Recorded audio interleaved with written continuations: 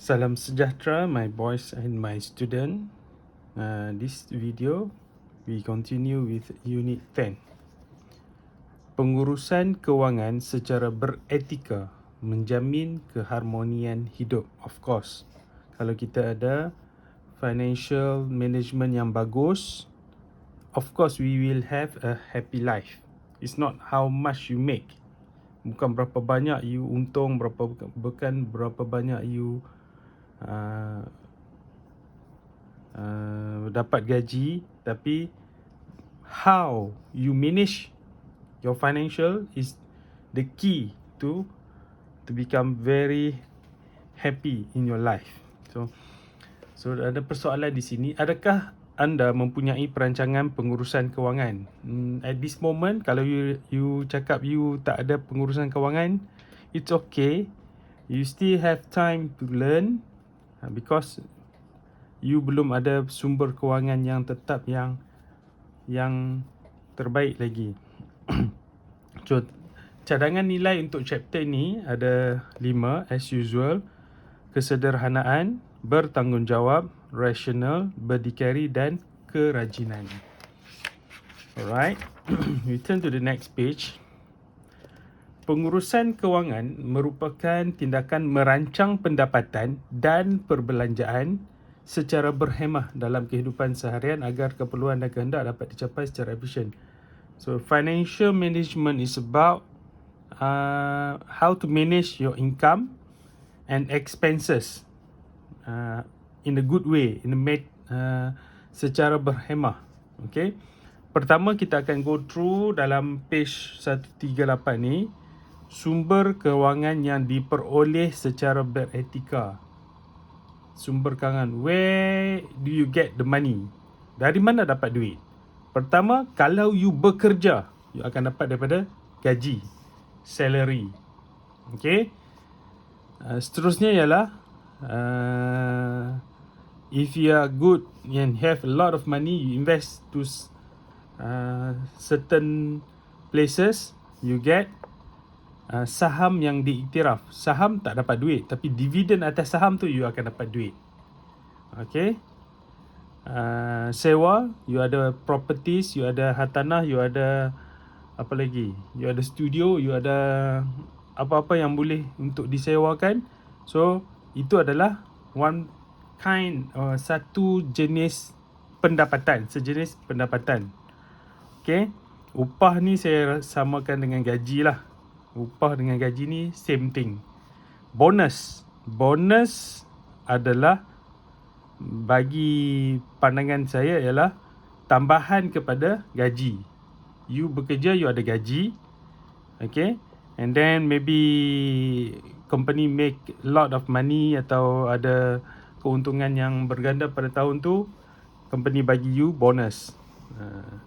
So ini ada top up kepada gaji, top up juga kepada upah.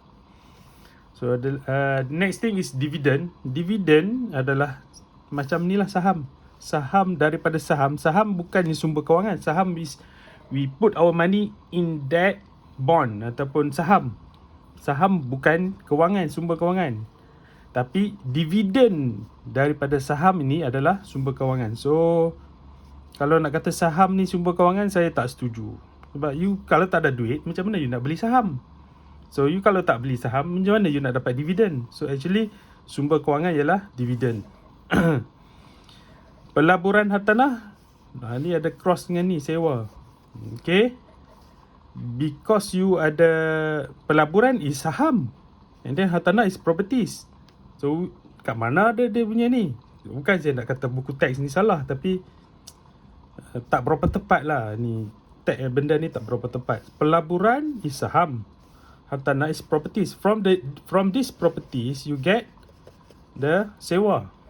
Okay, bayaran sewa, baru you ada sumber kewangan. Kalau you ada rumah tapi tak ada orang sewa, itu pun bukan sumber kewangan. Itu you hanya ada aset saja. Okay. You ada pelaburan, tapi pelaburan you rugi, pun bukan sumber kewangan. You make lots of, you lose money. Then simpanan bank. So itu you ada modal lah. Simpanan bank, you simpan duit di situ. Insurance, I don't think so. It's one kind of sumber kewangan. Insurance mungkin adalah when you involve in certain things yang unpredictable, rumah terbakar ke, we always pray that we are not going to involved with this. So tak nak lah ada kemalangan, tak nak ada kecurian, tak nak ada kebakaran. So kalau kita sudah mengalami benda-benda tu, baru you ada boleh tuntut insurance. So ini bukan the real income. So why did I say that? So sebenarnya saya sudah lama mengkaji tentang benda ni. So antara buku yang saya pernah baca ialah Rich Dad Poor Dad. It's very good. Saya sudah baca tahun March 2008. So sudah berapa tahun lepas dah, berapa belas tahun dulu dah saya sudah baca. So ini pun How to Increase Your Financial IQ. Very good book. Dan I tak ingat lah bila I baca ni. So sudah lama, buku pun dah jadi kuning dah. And then kita ada lagi buku, this one is from Napoleon Hill. Okay, Think and Grow Rich. So dia akan ajar you macam mana cara untuk manage you punya financial. Ada banyak sumber di luar sana yang you boleh baca. And then the ABCs of getting out of debts. So macam mana nak. So this tahun 2008 juga I baca. So sudah lama dah. That's why I can argue which one is income and which one is not income. The most important thing, income is something yang you make money from it. You dapat duit, then income. Kalau you tak dapat duit, it's not called income. Okay, actually ada berbagai-bagai lagi sumber kewangan, tapi ini yang basic yang you kena tahu. So in the next page 139, okay, cara mengurus kewangan secara beretika. Okay, mengurus pendapatan dan perbelanjaan secara berhemah, menyertai skim pelaburan yang diiktiraf, membuat pinjaman mengikut kemampuan. Nowadays nak buat loan daripada bank is not easy. Ada banyak kriteria you kena meet, kena mencapai banyak kriteria, then you can get the loan. Jangan terjebak dengan ini nasihat saya, jangan terjebak dengan ahlong. Sebab interest rate dia sangat tinggi. Once you terjebak dengan along, if you are able to pay, then it's okay. Along bukannya orang jahat. Dia ada duit, dia nak bagi you dia ada duit lebih, dia nak tolong bagi you duit. Of course you kena bayar lah dia punya interest rate yang you setuju masa you nak ambil duit. Kalau you masa ambil duit sudah setuju and then you tak bayar, you lah yang jahat sebenarnya. Along tu sudah bagi duit. Bila you buat jahat, orang lagi lah jahat dengan you. Tak ada lah, gurau-gurau saja. Okay, so membuat pinjaman mengikut kemampuan. Kemampuan ni means apa? You boleh bayar monthly ataupun you boleh bayar what you have committed. Memiliki aset yang tetap. Okay, memperuntukkan wang untuk membayar cukai. Of course, bila you di Malaysia ni, bila ada income, mesti akan ada cukai. Tak kira lah cukai pendapatan, cukai perniagaan, cukai aset, cukai pintu, cukai tanah, banyak jenis cukai. So kita kena sediakan wang untuk bayar cukai. Lagi banyak you buat duit, lagi you kaya, lagi banyak cukai atas you. Membuat simpanan untuk waktu kecemasan, this is very important. So saving for the emergency, melindungi pendapatan dan simpanan dengan insurans. So you have insurance to cover anything happen yang kita tak jangka. Contohnya seperti kecurian, kehilangan barang, kebakaran, kemalangan. So ini adalah insurance. Patut ambil tahu tentang insurance one day.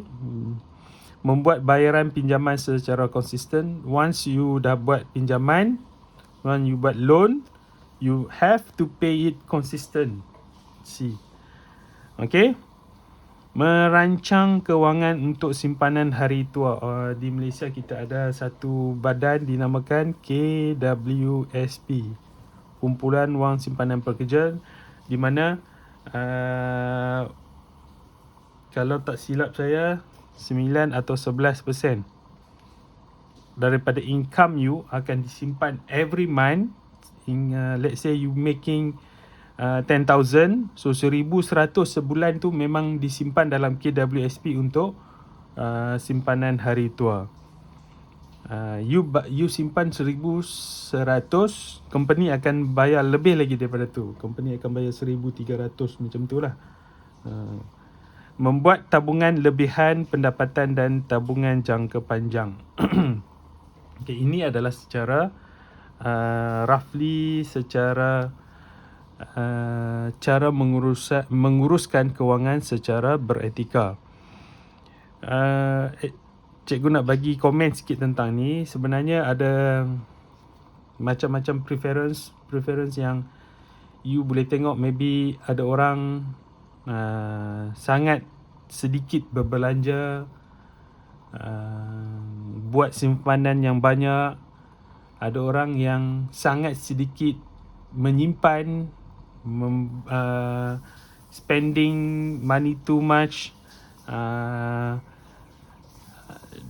Different kind of person have different kind of manage their financial. Tapi as long as you are happy with your financial condition, then it's good for you. Happy means tak semestinya you ada duit yang banyak you rasa gembira, atau tak semestinya you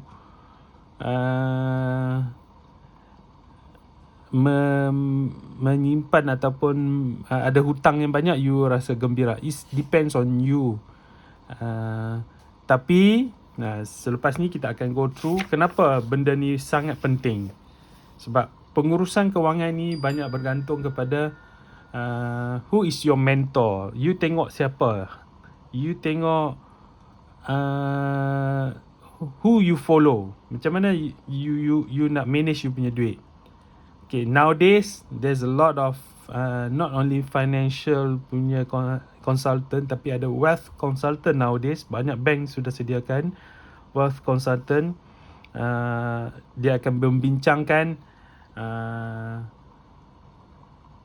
what is your target in the let's say in 20 years. Apa you punya target? You nak ada rumah berapa harga, you nak ada aset berapa banyak, you nak ada